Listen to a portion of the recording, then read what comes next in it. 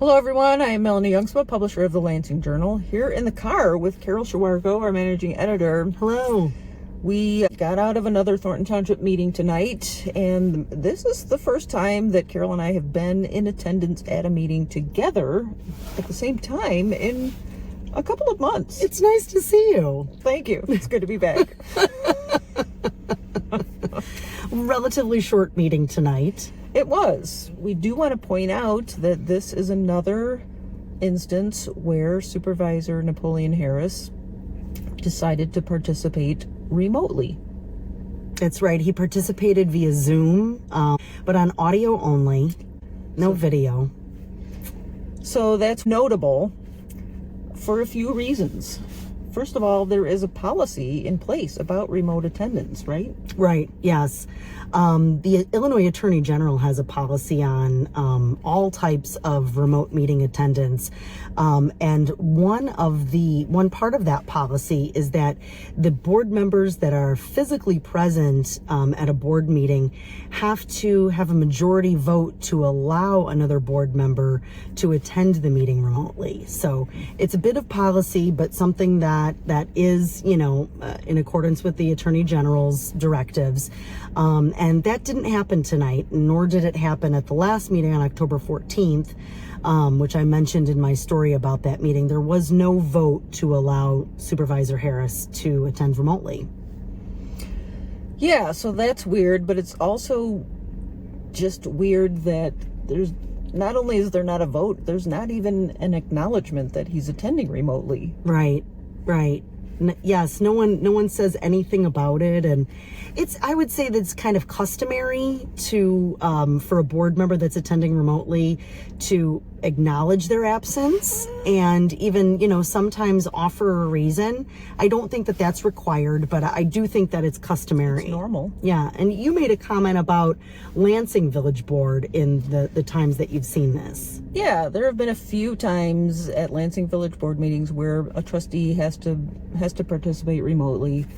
It doesn't happen often. It's quite rare. And when it does happen, in our situation, they're not zooming in. We don't have screens or anything in the meeting room.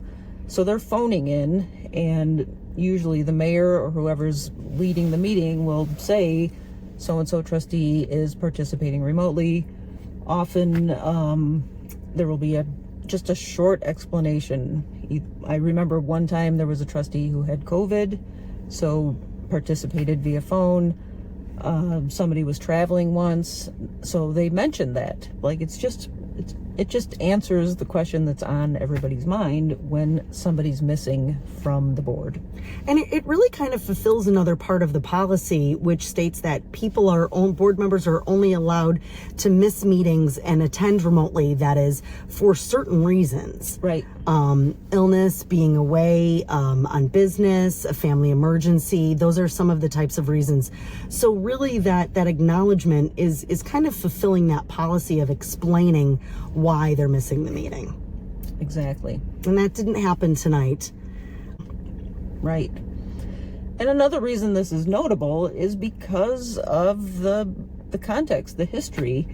If you've been watching our YouTube channel for a while and been following along with Thornton Township meetings, you might remember some meetings under Tiffany Henyard's reign that remote attendance was an issue, was a point of contention. It was a power play. She was refusing to allow people to participate remotely, and there's just a lot of context surrounding remote attendance of these board meetings. Yeah, it's really interesting. I learned about it when I started reporting on Thornton Township, when I started with the Journal last year, and all of this was going on. So I learned some of the rules then.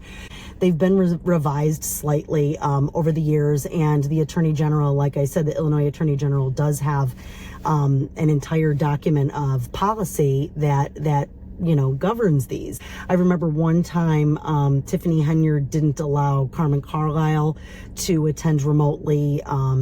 Carlisle was concerned. She had some concerns for her safety at that point. Yeah. And then later on, when Stephanie Wiedemann joined the board, there were a couple times that she attended remotely that the supervisor was also unhappy with. So like you said, Melanie, they put that ordinance in place. They didn't have to do it, but they did it just to absolutely clarify that remote attendance was allowed and what the circumstances were that allowed that. So there's a lot of context surrounding remote attendance, and those are the reasons that it becomes notable when Supervisor Harris decides to attend remotely and doesn't provide a lot of explanation or acknowledgement that he's attending remotely. And, you know, Supervisor Harris has an Illinois legislative session coming up that starts in January. He's running again for state senator. He's running again for Democrats of Thornton Township committeeman. So he's going to have a busy schedule coming up, and it's a busy man. It remains to be seen if that will affect his attendance at Thornton Township meetings. So thanks everybody for watching. We appreciate it, and go ahead and watch the rest of the meeting right now. See you next time. The time is 6:03 p.m. This meeting of Thornton Township Board is called to order. Clerk, please take the roll. Trustee Avant? Here. Trustee Stubbs? Aye. Trustee Stanley? Here. Trustee Gonzalez? Present. Attorney Ladizinski? Present. Supervisor Harris? Present. We have a quorum, and now at this time, would everyone please rise for the pledge of allegiance?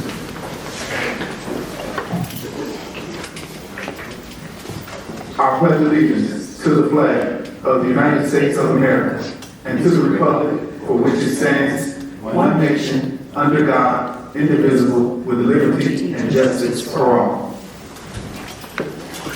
At this time, we're going to have Pastor Bowman do the invocation and prayer.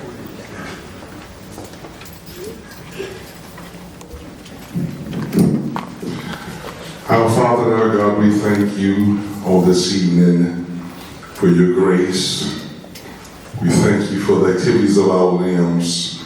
We thank you for letting us rise one more day. We thank you for letting us experience another meeting in Jesus' name. And we pray, even on today, that you would guide hearts and minds into the right direction, that dissension will cease, that we work together and get along on one accord. In Jesus' name we pray. Thank God. Amen. Amen. Amen. At this time, we're going to turn over to Clerk Nesbitt to start the process of public comment. First we have,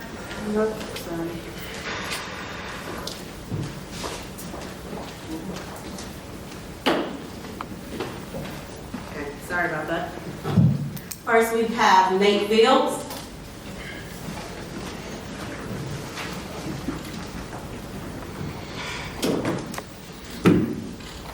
Good evening, everyone. Good evening.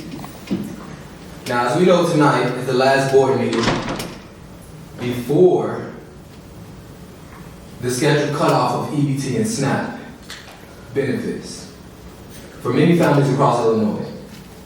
We have residents right here in Thornton Township who are deeply worried about how they're going to put food on the table. So my question and my request is directed at the Supervisor, Napoleon Harris. Given that you earn a substantial salary, over $200,000 a year, we know much of that salary may not circulate back into our community, but I'm asking you, what concrete steps will you take to support those families in our township who are about to lose this crucial assistance? Can we hear a commitment from you tonight on how the township leadership plans to step up for our most vulnerable residents? Thank you. Next up we have LeSharon Carter. Sorry, I brought this one out there. Good evening. Good evening. Okay, I'm here tonight, kind of what Mr. Fields was speaking of for one, and what's most urgent to me is the property taxes. They're still going up, and I'm just wondering, have we gotten together with our villages and kind of put together a plan, or are we just waiting for a bill to pass? As we drive through our communities, we see more and more homes are for sale. which I would believe many of them are due to the property tax increase, and it is now becoming unaffordable for individuals. Stores got a tax cut, well, I won't say stores, but businesses got a tax cut, residents got nothing except an increase. And as I stated, they're going up and up. So I'm concerned about that as I see more and more homes, and then you can talk to different administrators, mayors or whatever, and they just seem to be not concerned for one, and don't want to admit that these homes that are for sale and vacant are due to the property taxes. And then on that note, I was going to ask again, what would be our plans as far as to support our residents? Because we are in a moral crisis now. You know, as we stated, the EBT is going to get cut off. And what's going to happen to these families, and what is the plans for them? Will the food bank be open? Will it be able to provide food for the individuals? And just what are we going to do? I'm a belief of that at this time, it has to be more of a community, and we have to support one another doing this in moral time. Thank you. Thank you. Supervisor Harris, closes public comment. All right, thank you, Clerk Nesbitt. Next on our agenda is item 6 regarding this presentation. So at this time, I would like to turn it over to Finance Director Barbara Hunt and the representatives from our audit team to give an audit update for the annual comprehensive financial report for 2025 done by Kasparek and Company, Inc. So at this time, Director Hunt, please take over to go through the audit presentation from last year's audit. Thank you, Supervisor. Good evening, board, residents. John Kasparek firm is here today to do the audit presentation. Just want to first state that this audit is up to February 28, 2025 from the previous administration. The current administration, they started in May of that year. So this is all numbers from up to February this year. And Diane Cole from John Kasparek is going to go through the presentation slide. Thank you, Robert. Thank you, Board and Supervisor Harris, for letting Dr. Kasparek come and present the audit to you guys tonight. As Robert mentioned, we are going to present the audit summary for year-end February 28th of 2025. So here is our audit team.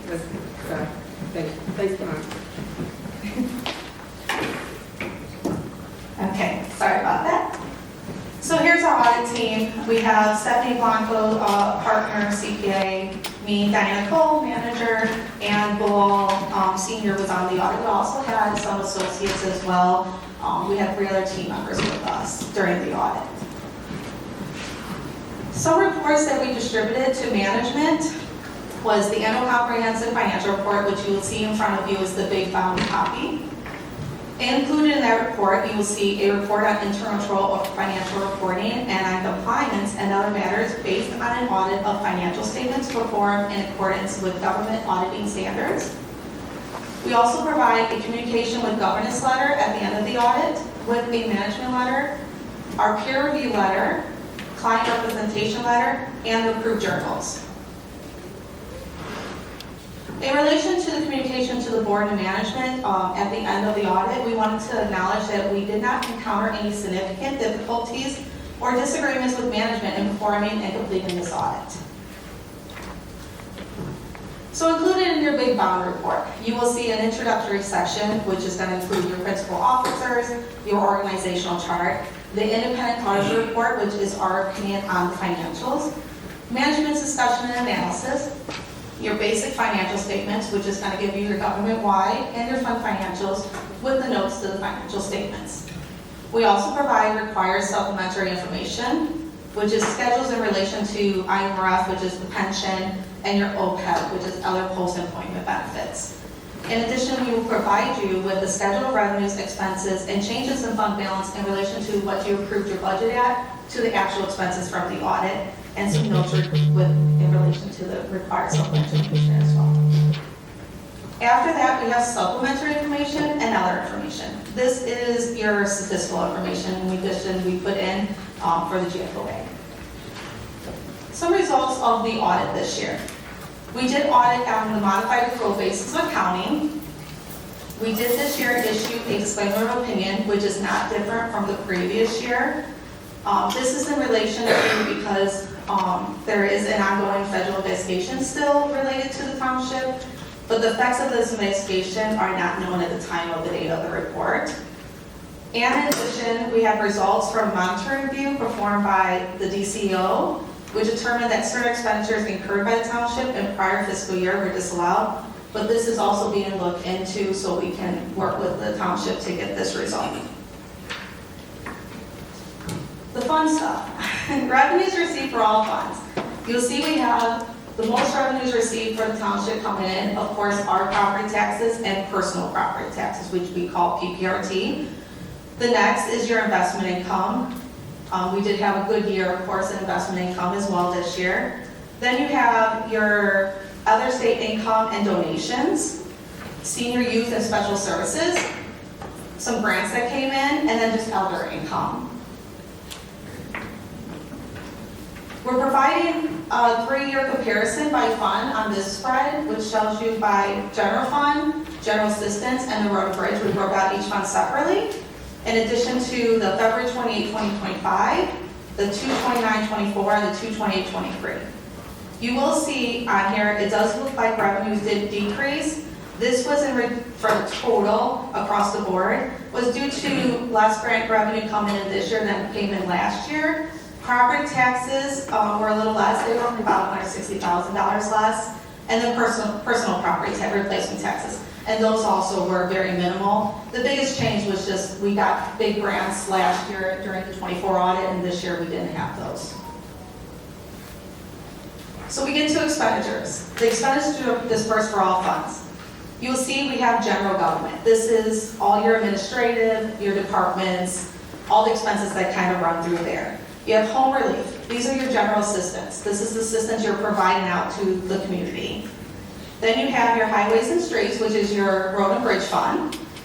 Some capital outlay, which is your equipment you purchased during the year. And then the debt service, which is just paying the loan that you guys currently have. Expenditures on a 3-year comparison now. In addition, as revenue went down, we will look at expenditures would go down. So expenditures did decrease as well in this area. You will see that they did decrease about $300,000 in comparison to last year, but in comparison to 2 years ago, they decreased about $200,000. So for your fund balances, we provide on this spread your beginning fund balance at March 1st of 24, the ending fund balance at 2/28 of 25. And then what was the change in fund balance? So their overall change in fund balance is you actually increase your fund balance for all 3 funds by $3,893,629 this year. The next slide is your revenue by fund, budget to actual. You'll see your budget for all funds came in about $24 million. You actually received about $23 million.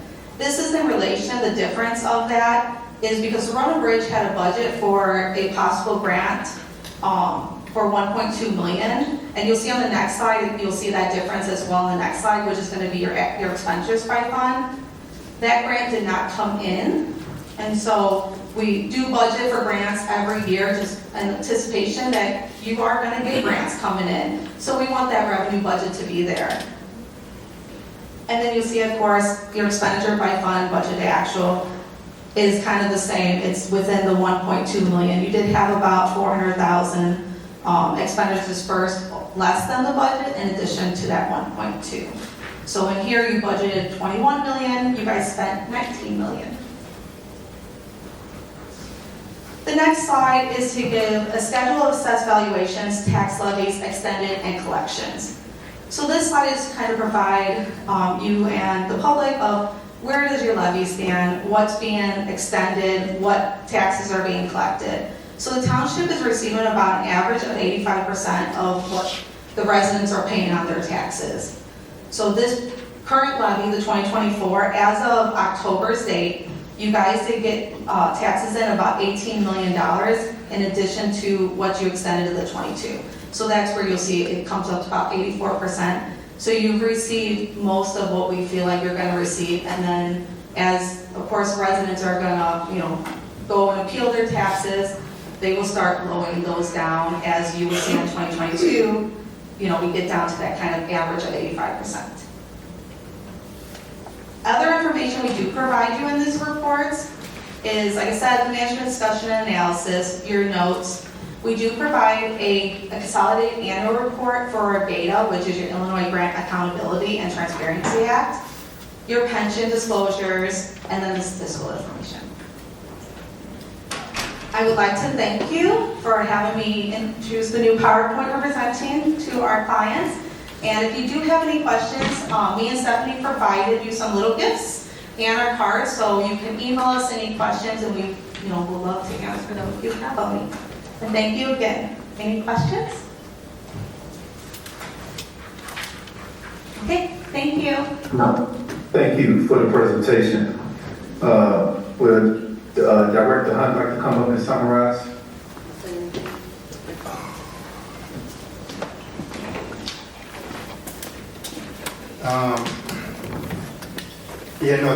Thanks for presenting that.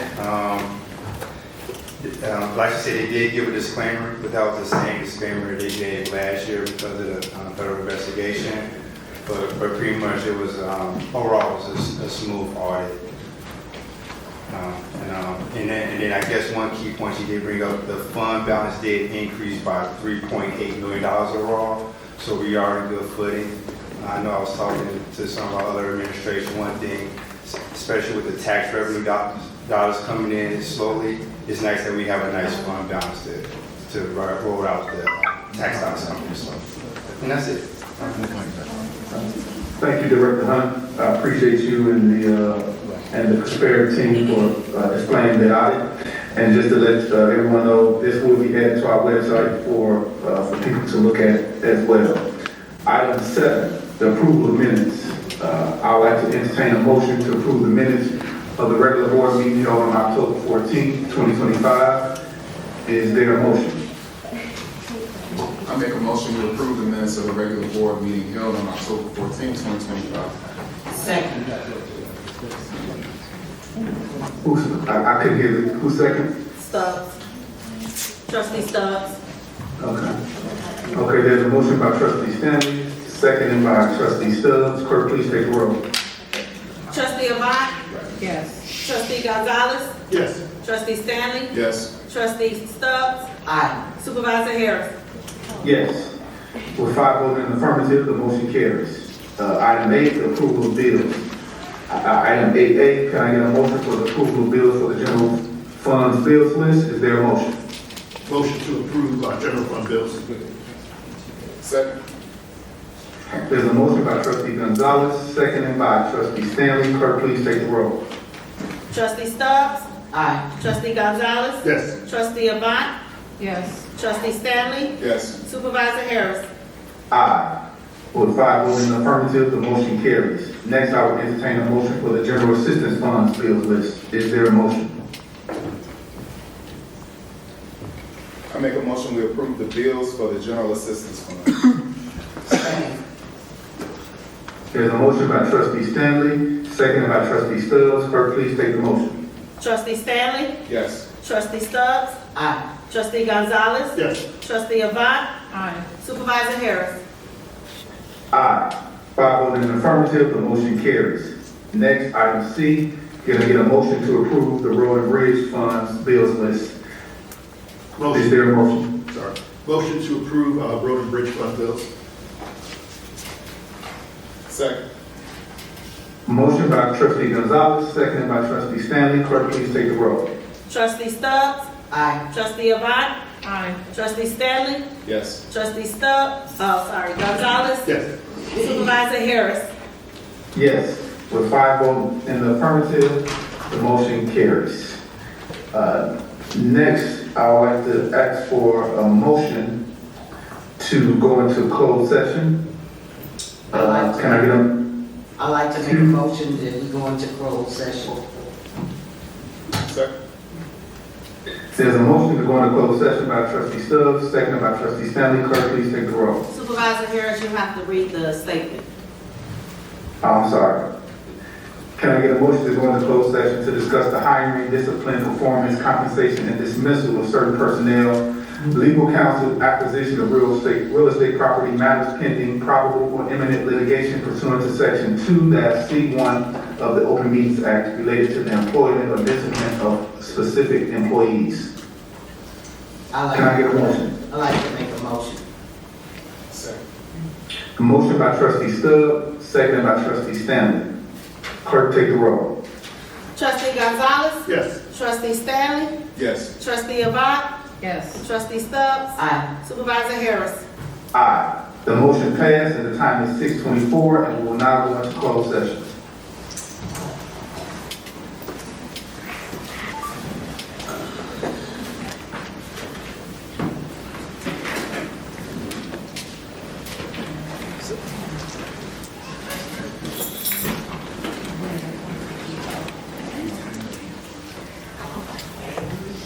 Supervisor Harris. Yes. Okay, 1 moment. Okay, the recording's on. Okay, the time is 6:49. Can I get a motion to return to open session? So moved. Second. We have a motion by trustee Stanley, seconded by trustee Gonzalez to return to open session. Motion passes. And we are now back in open session. Call the roll. Clerk, please call the roll. Trustee Avant. Yes. Trustee Gonzalez. Yes. Trustee Stanley. Yes. Trustee Stubbs. Yes. Supervisor Harris. Yes. 5 votes in the affirmative, we'll return to open session. Next, we take up personnel matters. We're going to skip down item C to appointment a new hire. Is there a motion to appoint Pamela Murray to the position of deputy clerk? Is there a motion? I make a motion we appoint Pamela Murray to the position of deputy clerk. Second. Is there a second? Trustee Avant. Okay, the motion was made by trustee Stanley, seconded by trustee Avant. Clerk, please take the roll. Trustee Avant. Aye. Trustee Stubbs. Aye. Trustee Stanley. Yes. Trustee Gonzalez. Yes. Supervisor Harris. Aye. With 5 votes in the affirmative, the motion carries. Next up is the supervisor report. But before I get started, I'd like to take this opportunity to turn it over to trustee Stanley to discuss his men's health event that he's been working so diligently on, along with trustee Gonzalez, to discuss men's health in the township and things that we can do better to help men foster better health to build stronger communities. Trustee Stanley, please proceed. Thank you, Supervisor. Residents, good evening, everyone. I'm excited to share that Thornton Township is going to be hosting the Men's Health Matters Initiative kickoff on Friday, November 7th from 6 p.m. until 8 p.m. right here at Thornton Township Hall, 333 East 162nd Street in South Holland. So this event is really going to mark the start of our new Men's Health Initiative series, a community effort focused on helping men, 1, take charge of their physical health, and also 2, take charge of their mental well-being. We'll have some free health literature, screenings, vaccinations, resources, as well as guest speakers, all designed to give men the tools and the resources that they need to live longer, healthier lives. We're proud to partner with Blue Cross Blue Shield of Illinois, Envision Unlimited, Next Collective Horizon, as well as Progeny Global to make this event possible. So if you or anyone else within the township is interested, please come out and join us for an evening of information, connection, as well as empowerment. You can register by scanning the QR code on our flyer or visiting thorntontownship.com. Thank you.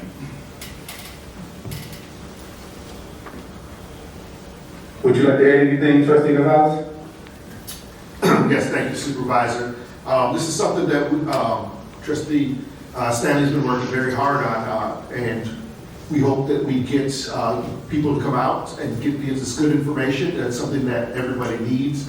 It's something, this is the start. We hope not only to have this, but to continue a yearly event, to have others. And I think one of the good things is we're able to be somewhat fluid to whereas when we see needs, we're kind of able to focus in on those as we go along and get information, where we could really point in on and do the most impact to men, but also everybody. It's a lot of these issues, we're focusing on men, but it affects a lot of people. We'd like to get a good crowd, and I hope to see you that day. Thank you. Thank you, Supervisor. Thank you.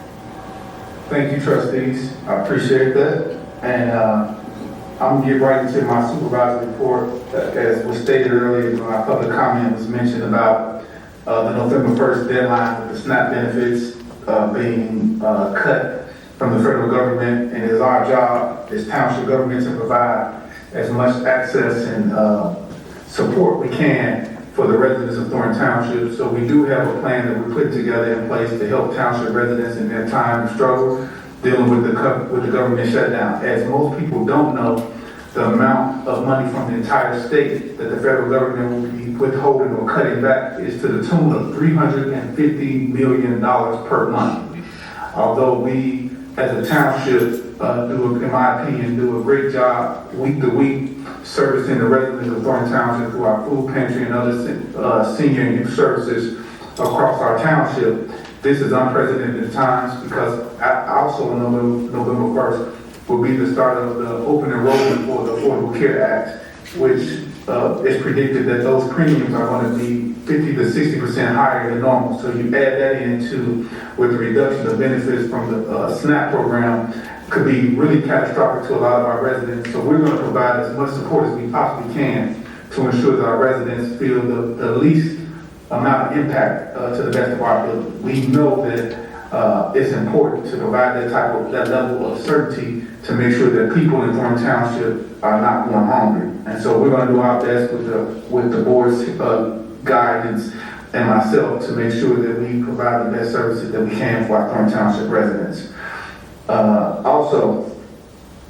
going to give a preliminary report on some of the things that's been going on around the township over the last month, the month of October in particular. So I'll start off with the food pantry. Our client choice implementation, we implemented a new program, a new way of delivering food services through the pantry called the Client Choice program. This transition is the Client Choice model has presented some anticipated challenges, but the team is working through them successfully week by week.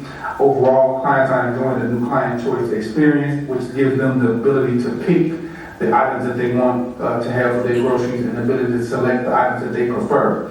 There's been a true team collaboration with staff members that demonstrated great teamwork and camaraderie as they adapt to this new process and continue to support each other. The community impact this has, we've served over 2,000 clients through our senior delivery routes and our Client's Choice distribution on Wednesdays and Thursdays. As it relates to our general assistance from the LIHEAP program launch, which began October 1st for seniors, individuals with disabilities, clients with children under 5 years old, and those facing disconnection notices. So since the start of that program, we've served over 100 clients daily. So upcoming is our public start date with the LIHEAP to open to the general public on November 3rd. So our staff is in the process of preparing to accommodate the expected increase with all the things that's going on nationally that's going to impact us here at the local level. We have a highly increased program interest where there's been a noticeable rise and increase through our general assistance program, thus for reflecting our community growth and the awareness that's the need for our food pantry and the general assistance that we support. For our Youth and Services Department, our after school program, we accomplished our first monthly field trip to the Long Grove that was held on October 16th. We completed installing the IXL learning to support the children in our after school program to enhance their student development. And we're looking forward to starting that program in November. We also have gotten an after-school program bus routes already in rotation, and we're on time. We've been on time picking up our students from school and hosting our annual after-school, and we'll be hosting our annual haunted house and trunk or treat this upcoming week, October 31st. So some of our October achievements for our senior services department. We had a huge busy month this October. Brandon Mills from Chase Bank conducting a presentation to our seniors on how to avoid fraud and scams. We had 167 seniors attend our yearly fall event from Boots on the Ground at our Calumet City Center location. Our Tech Savvy class, which became a huge success and popular. We had over 30 seniors in attendance for our last class. We had a community outreach event at the Abundant Living Christian Center in Dalton, which we provided information on services and activities offered by the township and our senior residents. We've served over 3,200 senior lunches through October 23rd. 490 of those lunches will be served this week, in which we bring our total of the month to 3,630 lunches. Thornton Township also, the Assessor Cassandra Elston conducted a property tax presentation at our Riverdale Senior Youth and Family Services Center, and she has many more tax presentations all throughout going through the township, getting ready for the rebates going on and how to properly fill out the paperwork to make sure you have the right assessments filled out. We are still able to, and when it comes to maintenance, we were able to crack fields, seal and strike the parking lots at our Calumet City buildings and our annex and our garage. We strike the parking lot of the main building in the township. We were able to save the township roughly $60,000 by doing it ourselves, and this figure is based on the quotes that we've received from other vendors. As far as the finances, the tax refund program, we are now in the demonstration and testing phase of this program with the vendor. We issued an RFP for an audit of the Thornton Township Foundation, the 501c3 arm, into the prior 2 years of the audited financials before we start to utilize that as a tool to gain more resources back to the township. The township has received completed audits over the last 15 consecutive years from this audit, and this year's resulted in a disclaimer due to the ongoing investigation that was mentioned early in the presentation. We reduced Verizon's mobile line count from 136 active lines to 92 lines in September, including phones, tablets, and data services, each averaging about a $35 a month fee, resulting in a savings of about $1,500 to the township, where I continue to review additional lines to see what we can reduce and save where needed. We also a small financial overview with our funds. The general fund collections to date is around $3.5 million. As of this time last year, it was around $7 million, so roughly a 50% decrease in fund to fund from year to year. The same thing goes with our general fund of $4 million collections. Roughly, we were at this time last year was $8 million, 50% decrease. And the same thing with the road and bridge, around $300,000, and it was $600,000 this time last year. The reason for the 50% change across the board is that we have not got our issuance of our Cook County tax bill, so there's been a delay in payments from the county. This is going to cause several delays in the revenue collection. However, Thornton Township still remains in strong financial condition due to our healthy reserves. The key from this is that no borrowing was required this year, unlike years past. We didn't need to borrow anything, and we still paid back. We needed the $5 million loan to cover the operations for this time at the last time. So the township is on track to close this fiscal year with lower expenses, with total lower expenses as compared to last year this time. Some other formal notes. Tomorrow, the township will be closed tomorrow, October 29th, to recognize and honor Supervisor Frank Zuccarelli's birthday, which is the township holiday. We will reopen on Thursday, October 30th. And the Special Services Department recently hosted a harvest ball for our residents. It was a great turnout. Participants really enjoyed themselves. They had a great time. I want to take this time to congratulate and give total kudos to the township events coordinator, Ms. Angela Greer, and her team that's been working extremely hard on this year's Harvest Fest, the trunk or treat for our youth, and all the events that we've had throughout the township. This event, particularly the trunk or treat event, takes place this Thursday, October 30th, from 5 to 7, right here in Thornton Township at this building. And then on next Friday, November 7th, from 6 to 8, Trustee Stanley mentioned the Men's Health Matters Initiative will be here on Friday, November 7th, from 6 to 8 p.m. Like I said before, Trustee Gonzalez and Trustee Stanley have been working really hard collectively and with our staff to plan this event where we're asking for residents to come out, fellowship, get information, get resources from other organizations such as Envision Unlimited, Blue Cross Blue Shield of Illinois, and Collective Horizon, and to really start taking health serious. And as Trustee Gonzalez said, this is not just about men's health, although the primary focus is the driver, but this is about family. So you're more than welcome to bring out your family and your children to come and participate so everybody can have a great time. There will be speakers, there's going to be health screening and vaccines. If people feel comfortable and want to do that, we're going to have those type of resources here at that event on next Friday, November 7th, from 6 to 8 p.m. Also, the Township Turkey Giveaway will take place on Tuesday, November 18th, from 3 to 7 p.m. The registration link can be found on our website and at the Township Holiday Luncheon. And also on the website, the Township's Holiday Luncheon form is on there as well. That will take place December 13th from 12 to 3 p.m. at South Suburban College. So be sure to continue to update and check our website as for some of the exciting events that we have planned for our township residents, and looking forward to fellowshipping with our township residents and making sure that our township residents are taken care of. So that concludes my supervisor's report. And at this time, I'll entertain a motion to adjourn. So moved. Second. A motion by Trustee Stanley, seconded by Trustee Stubbs. That's Trustee Stubbs. Yes. Clerk, please take the roll. Trustee Stanley? Yes. Trustee Stubbs? Yes. Trustee Avant? Yes. Trustee Gonzalez? Yes. Supervisor Harris? Yes, hold on, but before we adjourn, I'm actually, for the motion, before we adjourn, I would like to,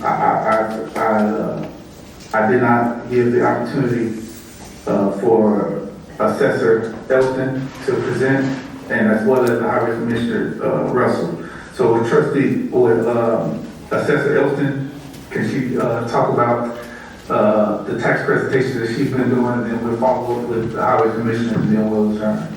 Okay. Thank you, Supervisor. Right now, as we all know, the tax bills are late. Matter of fact, they are very late. What we can tell you at this time is that the calculation of your tax bill the value of the property is going to remain the same until the reassessment. So whatever your value was year before last, it'll be the same on the second installment tax bill this year. We also know that the state equalization factor, that factor is also known as the multiplier, which is governed by the state. The state says that they have a shortage in the budget, get more money, taxes probably go up a little bit. That number has decreased. We're still waiting for the local tax rates. If the tax rates go up, increase, then you'll probably get more money deducted for your exemptions, because your exemption amounts are also based on those tax rates. If that tax rate decreases, that means you might have to pay a little bit. But again, we are still waiting for those numbers to come in. During the course of the meetings that we've been conducting, a lot of people have come up to us to let us know that mortgage companies have been sending out notices letting them know that they have a shortage in escrow and that, their mortgage or payments are going up $400 or $500 a month. So what's happening with that is that mortgage companies are doing a projection. They're doing a low, a medium, and a high. And of course, the mortgage companies are going to go on the high end. So that they'll have money in the escrow, hopefully to cover you. If they do the analysis and their analysis too high when they get ready to review your escrow, and if there is too much in your escrow, by law, they have to refund you that money back once they do another analysis on your account. Even though this bill is going out, as you know, that first installment tax bill, by law, is going to go out on time. And it'll give you a 30-day window in which to pay that one as well. When you do get your tax bill, it's very important that you look towards the left-hand side, a little bit over halfway down the bill. There'll be a column that says tax calculator. The second column will show your exemptions, all your qualifying exemptions, the money that's going to be deducted off the bill for your exemptions. We're looking for anything at all to happen on these bills. So make sure that you check that second column to make sure that all of your exemptions have been deducted off that bill. If not, make sure you come here to Thornton Township so that the staff can prepare a file for you to get an adjusted tax bill or a refund, whichever one the case may be. Do not go to Markham Courthouse, to the assessor's office there. They are going to be closed. So they will not be able to assist you there because of remodeling. So your other choices other than coming here, you will have to go to Bridgeview, the courthouse in Bridgeview, the assessor's office in Bridgeview, excuse me, or you can go downtown. Because I don't have a large staff like they would have at Cook County Assessor's Office, we will probably be looking to have the office closed on Fridays. We get bombarded with all of this paperwork. All of it has to be in the system in order for the county to do what they have to do to correct your bills. So at this particular point, from now all the way to probably December or sometime in January, not only are we assisting people here for their tax bills, we're going to be assisting them for the 7 to 9 exemptions that are available to homeowners. We're also open for the appeal process through Cook County Assessor's Board Review and PCAC. So we're going to help a lot. That's an awful lot for 4 people. So, you know, that's another reason why we may have to close on Friday to the public. But we will be open Monday through Friday. We will be on the street for various meetings where you can come out and file your appeal, talk to us about your exceptions. And that's it. That's all I have for you. Thank you. Thank you, Assessor. Now we're going to turn it over to the Highway Commissioner Russell. Good evening, everyone. Be as quick as possible. Over the past several months, Thornton Township Highway and Roads Department made significant strides in modernizing our operation and improving transparency, and investing in a long overdue infrastructure upgrades to our garage. Our team has worked diligently to ensure that the township facilities and equipment and services delivered reflect our professionalism and safety and accountability to our residents. As part of our commitment to open government and community engagement, we will be hosting a listening tour, first with our local elected officials within our unincorporated districts, and then with our local journalists, Harvey Herald and of course the Matthew Journal. We have had some facility upgrades, as the board can see. I'll be quick with them. We do try to stay in compliance with the Village of South Holland with our structural interior and exterior upgrades to our garage. We had some updates to our administrative workspace in our garage. And we have purchased some new equipment, some new laundry equipment, some new medical equipment to help with our staff, serve the residents in a more diligent way and a more effective way.